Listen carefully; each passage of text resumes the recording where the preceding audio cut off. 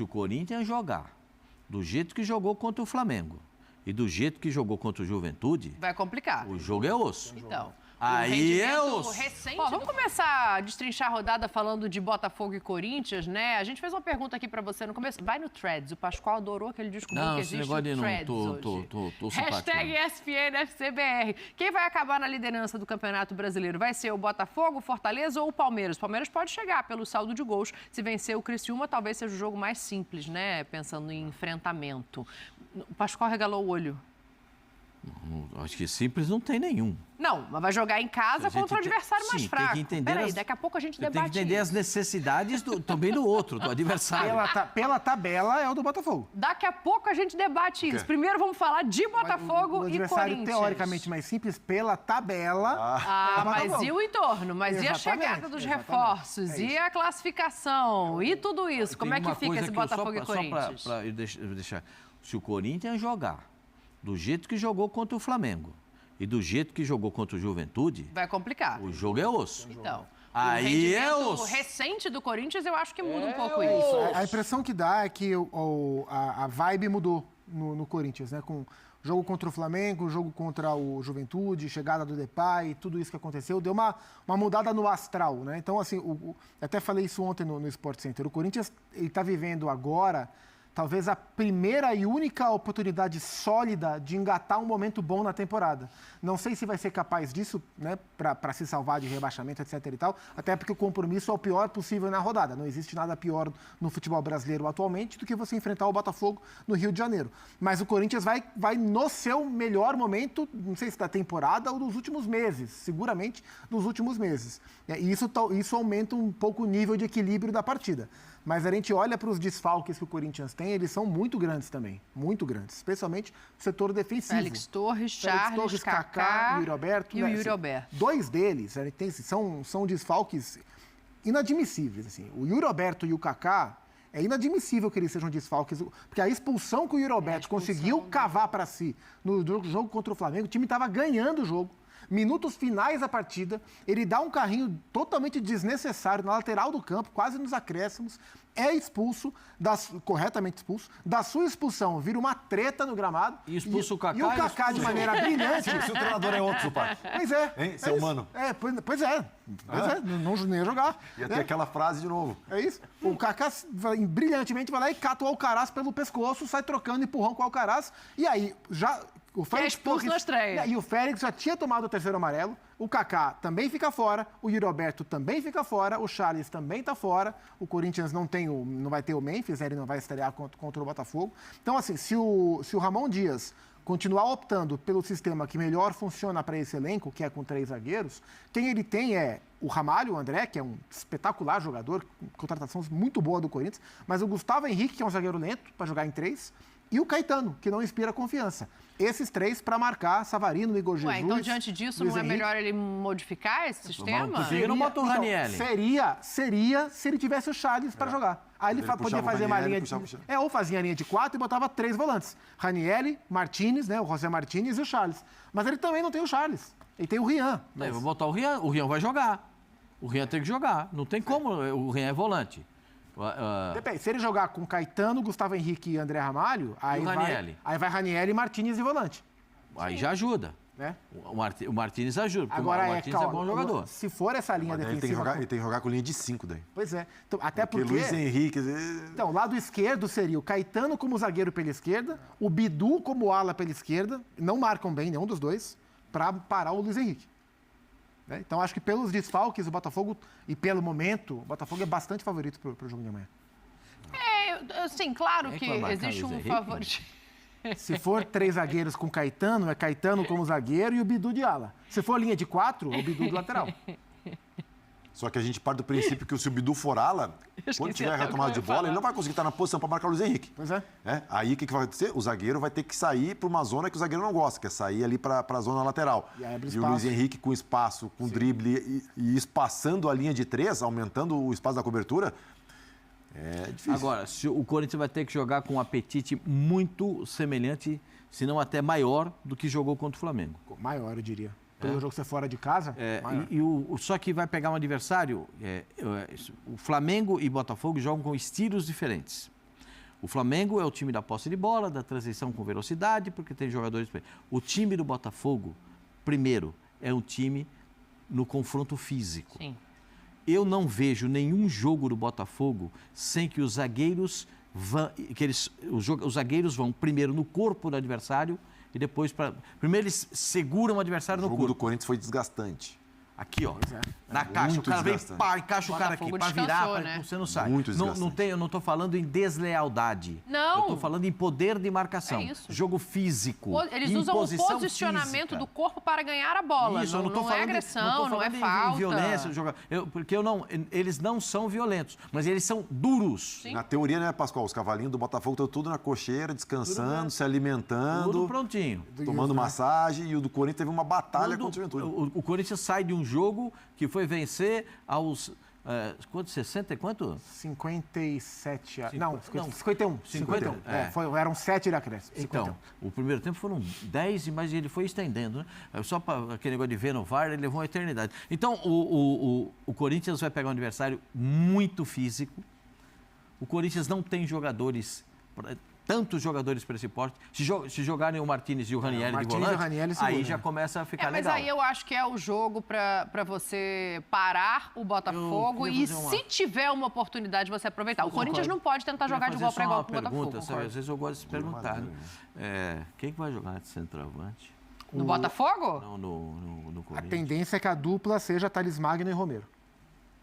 Não, tava pensando. O Hector viajou. O Hector está recuperado, viajou. E o Carrijo viajou também, não é centroavante, mas é Mas acho que até por ser um jogo onde fatalmente o Corinthians vai explorar mais o contra-ataque do que propriamente se impor, vai ser um ataque de velocidade. Acho que se o Yuri tivesse, o Yuri jogaria. Mas Romero e Thales Magno como dupla. E o Botafogo não tem o Gregory, deve jogar o Danilo Barbosa. Sim. E pode ter a estreia dos 2 laterais, que são laterais, assim, o Vitinho, lateral de muita projeção, mais do que o Matheus Ponte. O Alex Telles. E o Alex Telles, mais do que o Marçal. Atacar. E querendo ou não, o Corinthians, o Botafogo descansou. Sim. O Corinthians veio de um jogo muito desgastante contra o Juventude, gol aos 51. Aí tem um jogo dificílimo contra o Botafogo no Rio, que é um dos piores adversários. Depois ele vai aonde? Viaja para Fortaleza. Depois tem Sul-Americano. Então, cara, né? esse... E assim, mas se tu for ver em Copa do Brasil, Brasileiro e Sul-Americana. O foco total no Campeonato Brasileiro. Mas aí não foi o que o Ramon Dias falou que aquele jogo do Flamengo era decisão, certo? Final. Sim. Mas na verdade, o jogo do Flamengo era decisão. Esse também é. O jogo do Juventude foi decisão. O jogo do Botafogo é decisão. O jogo do Fortaleza é decisão. Depois, quando voltar de jogar com Fortaleza, aí tem a estreia de Memphis. Contra o Atlético Goianiense. Que é outra decisão. Porque aí é um jogo de confronto direto. Sim. O Corinthians, daqui até o fim do campeonato, não importa contra quem, são 13 decisões. O Corinthians tem que fazer 5 vitórias e 5 empates. Dentro de uma matemática simples.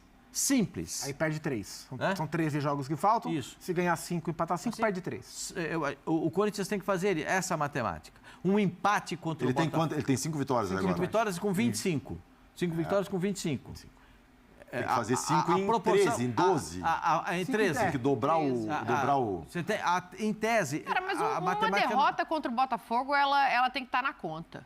O Botafogo é o líder do campeonato, o Botafogo tem um elenco vasto, o Botafogo está descansado, perder para o Botafogo... Tu diz em termos de lógica e futebol. É lógico. Sim, mas se tu for levar a lógica de futebol, o Corinthians cai. Porque é normal também perder de repente pro Grêmio em Porto Alegre. Palmeiras. Não, peraí, a gente está falando do líder do campeonato, o time que está sobrando na bola. São 13 jogos, né? São 13 jogos. Já não importa mais. São 13 jogos. O Pascoal disse que tem que perder só 3. É natural no futebol brasileiro, em 3 jogos, tu perder mais do que 3. Sim. Não, isso eu concordo. Mas o que eu digo é assim, de todos os adversários que ainda entendo perfeitamente, mas dentro da situação que o Corinthians se colocou, for natural, já não importa mais contra quem é. Não, tudo bem, gente. É que esse jogo eu pensaria dos 13. Não, isso tem que somar. Entendeu? Porque olha aqui, ó. E São Paulo, depois ele pega São Paulo, ele pega Palmeiras. Vitinho e Matheus Ponte como opção. Sim. Bastos ou Adrielson, podendo voltar para o time do Botafogo.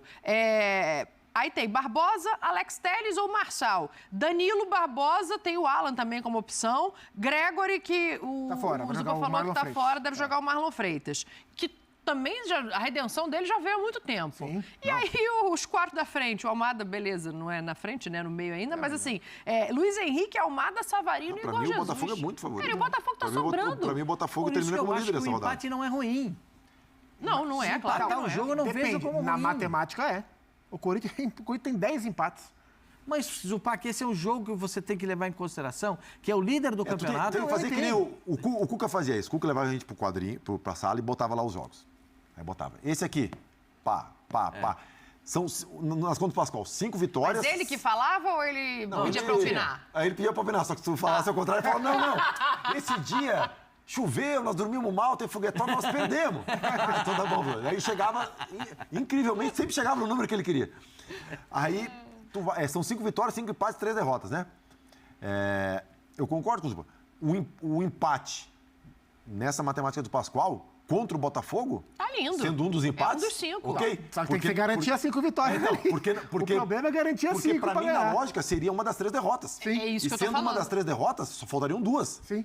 Então, quer dizer, O empate, eu acho o mais difícil é achar os 5 para ganhar. Esse é o mais difícil. Achar 5 vitórias. Olhar a tabela e falar, esse isso é. O Atlético Goianiense em casa, a estreia do Depay é vitória. Na teoria, sim. E tem jogos também que me ajuda aqui. Que são mais importantes, né? Jogos em ganhar do Atlético Goianiense. Ele apelou se tiver para que escolher, Fabrício da Fiel. ganhar do Botafogo ou do Atlético Goianiense. Se tiver que escolher, ganhar do Atlético Goianiense. Claro. É que não pode escolher um ou outro, né? Porque se escolher um ou outro dos 13, cai. É isso que a gente está falando. O Corinthians tem 7 jogos em casa. Perfeito? Perfeito. Você quer que eu abra aqui e veja quais Começa são? com Atlético Goianiense. Certo. Dá pra ganhar? Deveria Tem dar, que né? ganhar. Atlético Paranaense. Tem que ganhar. Vai ganhar também. Internacional. Então, Já tá osso. É isso. O próximo depois Empate. é Palmeiras? Palmeiras. Difícil. O Corinthians só ganhou um jogo do Abel. Botamos 2 vitórias e um Pois empate. bem, Bahia em casa. Tá falando só dos jogos em O Bahia casa, é tocou isso? 5 no Corinthians em casa. Então, e Cruzeiro. Última rodada. A última é Grêmio lá, né? O último jogo. Os últimos jogos do Corinthians em casa. E o último jogo é contra o Grêmio fora. Nem quero lembrar, porque isso já marcou queda do Corinthians. Então não quero lembrar. A gente fala 13 jogos, 5 empates, 5 vitórias e 3 derrotas, né? Mas Eles querem achar as vitórias, os 2 é últimos isso? jogos, se tu chegar precisando... É um desespero. Você sabe como é que é. É um E o desespero. último é contra o Grêmio, lá em Porto Alegre. Atlético Goianiense, Furacão. Cuiabá fora não é um absurdo. Mas o Corinthians não ganhou do Cuiabá em casa. Mas o Cuiabá não ganha em casa. A questão não é o que... Então, pois é, já achei 3 vitórias aí, ó. 3 vitórias e um empate. O empate com o Botafogo. Eu acho que o Botafogo, assim, com todo respeito ao que o Corinthians tem de crescimento, mostrou nos últimos jogos, não é um demérito ao Corinthians, é um mérito ao Botafogo. O Botafogo está sobrando no futebol brasileiro. Nós não estamos dizendo que o Botafogo vai ganhar. Nós estamos dizendo que a avaliação, a análise leva a crer que o Botafogo é favorito, mas que vai ganhar. Agora, o Corinthians, numa sequência, teria que repetir 3 brilhantes jogos. O Corinthians tem que repetir 3 jogos brilhantes. Eu entendi que o Juventude foi até melhor do que o jogo contra o Flamengo. Olha aí, Pascoal. Aproveitamento do Botafogo como mandante, do Corinthians como visitante. Mas é mais ou menos isso mesmo. Na minha visão, a probabilidade do resultado beira isso. E acho que assim, mais até do que ficar fazendo conta de qual jogo é para ganhar, qual jogo é para empatar, o Corinthians tem que focar no desempenho. Porque se o Corinthians daqui até o fim do campeonato for próximo com o que a gente viu nas últimas semanas, a chance de o Corinthians ganhar os 5 jogos ela aumenta. A questão é o rendimento. Então, se o Corinthians continuar sendo um time mais sólido, se o Memphis estrear e trouxer o que se espera que ele traga no ataque, o Corinthians vai ter condição de ganhar esses 5 jogos. O Carrijo vai ficar pelo menos no banco, né? Tem os jogadores que já estrearam e podem voltar, o José Martínez e o Hernandes, que também viajaram. O Memphis Depay ainda não. Na minha visão, o Martínez tem que jogar com o Ranieri ali na frente da cabeça. Sim. E ali e avisar. E já dá logo o aviso para os dois. Se passar da linha do meio campo, eu vou tirar. Dito isso, Oswaldo Pascoal. E lá vem ela. A senhora que está perguntando o quê, minha senhora? Não, eles podem até não saber. Você não saber? Dito isso, Oswaldo Pascoal. 1-1. Meteu 1-1, botou o empate do Corinthians na conta. 1-1 para o Corinthians, é isso? 1-1 para o Corinthians. Uma larga vantagem. Zupa. 2-0 Botafogo. 2-0? O meu resultado. E aí? 3-1 Botafogo. Eu acho que é 2-1 Botafogo, vai. Eu acho que o Botafogo vence esse jogo, mas eu acho que o Corinthians vai dar uma dificultada. Só lembrando, se o Alex Telles estrear, E a expectativa é essa?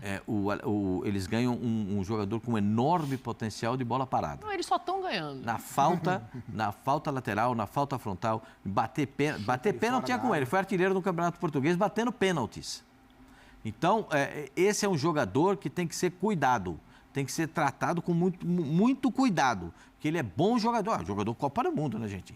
Jogou pela última Copa do Mundo, jogou na lateral esquerda. Os dois laterais da seleção brasileira na última Copa voltaram agora, o Alexandre e o Alexandre. Ô, Dani, só para explicar, né? Porque de repente o cara ligou a TV agora, 3-1. O meu palpite, o meu chute é baseado no quê?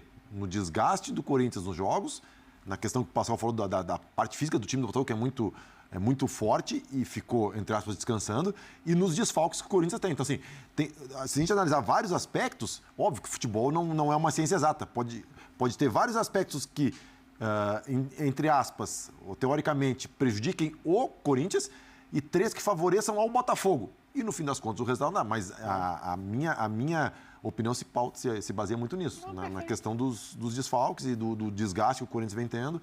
E já tem jogo contra o Fortaleza também fora. O Memphis também não viaja para Fortaleza. A gente tem que trazer... Não viaja. A gente tem que trazer o Praz aqui mais vezes, para ele justificar todos os placares que ele vai ter que dar aqui nesse programa, que aí ele tá lascado. Olha aqui, o negócio é o seguinte... Tem alguns pontuais, principalmente quando é contra o Corinthians, eu tenho que justificar. É justo. Tem um outro time que era bom você justificar também. Olha aqui, vamos ouvir o diretor financeiro do Corinthians, porque o dia da prestação de contas chegou. Tem uma ala corintiana que ficou feliz com a sinceridade e a honestidade que veio junto com este dia D. Mas pensando nas finanças, o negócio não tá bom, não. Passou-se um semestre e a dívida que era de 2.189 bilhões, hoje ela é de 2.311 bilhões, certo? Divididas entre oneroso, arena e tributário. Tem um aspecto muito importante que a gente vai falar um pouco mais para frente, quando a gente for falar do resultado de 23 contra 24, né, contando um pouco para vocês de como foi o primeiro semestre, que é muito importante destacar. A dívida ela aumenta 122 milhões de reais, correto? Só de juros da dívida herdada são 139 milhões. Então, a dívida aumentou menos que os juros que incorreu no período. Então, isso é muito importante destacar. Bom, tá aí. A dívida é alta, é herdada, tem ali um olhar positivo para o balanço, né, de contratações e vendas, mas é complicada a situação. É complicada a situação, a dívida é alta e ela aumentou, né, ela está aumentando. Sim. O Corinthians investiu bastante. A diretoria nova, o Pedro Silveira, que é o diretor financeiro, inclusive mostrou lá um dos slides da janela agora do meio do ano, que o que o Corinthians arrecadou em venda é maior do que aquilo que o Corinthians gastou para contratar a turma agora do meio do ano. Opa, só para... os números, é que nem no Scout. A gente tem os números são frios. Se interpreta do jeito que quiser. E aceitam tudo. Que ele falou, se economizou porque se gerou mais receita com a venda do que com a contratação. Isso. Só que ele botou só o quê? Só verba de contratação. Sim. Um número não se faz só disso. Se faz de verba de contratação, luva, salários. Para tu ter um número real que tu possa avaliar, tu tem que botar tudo. O que não entrou nesse PowerPoint aí foi a janela do começo do ano, que o Corinthians gastou uma nota. 25 milhões de reais para trazer Gastou 130, Pedro, não foi? Então, é isso. Agora foi uma janela mais de ajuste de jogadores e as vendas livres. são as vendas do ano todo, né? Não, só as do segundo semestre também. Mas aqui no primeiro semestre, o Corinthians teve de venda de volume, basicamente o Gabriel Moscardo. Sim. O resto era jogador de fim de contrato que foi sendo liberado. É muito fácil tu botar só o que tu gasta em contratação e aí não botar salários. E assim, uma coisa que me gera preocupação é o seguinte, a dívida, a receita aumentou. Mas aí que está o negócio. Se a receita aumentou e a dívida continua aumentando, o processo está errado.